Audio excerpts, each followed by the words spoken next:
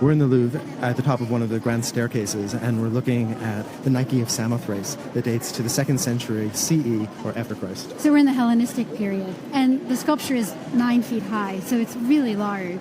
It's called the Nike of Samothrace because it was found on the island in the north of the Aegean, which is called Samothrace. It was found in a sanctuary in the harbor that actually faces in such a way the predominant wind that blows off the coast actually seems to be enlivening her drapery.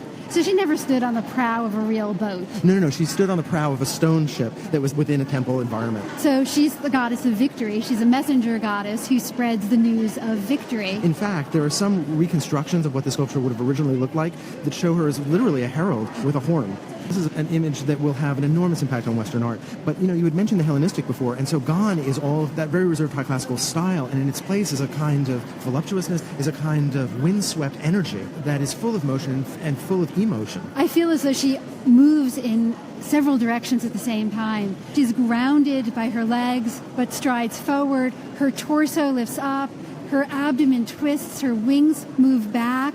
One can almost feel the wind around her, whipping her, pulling back that drapery that flows out behind her, swirling around her abdomen, where it really reminds us of actually the sculptures of hundreds of years earlier on the Parthenon frieze. Yes, exactly. But instead of the quiet, relaxed attitude of the gods on Mount Olympus, you have instead the sense of energy and a goddess that's responding, in this case, to actually natural forces. The environment. Yeah, absolutely. Just as we would stand there, very likely having the wind whip around us. And that drapery that clings to her body and creates so many creases and folds that play against the light and the different texture of her wings. The marble is really made to do so many different things in terms of texture. So here's a culture that has studied the body, celebrated the body, and then is willing then to use the body for tremendous expressive force.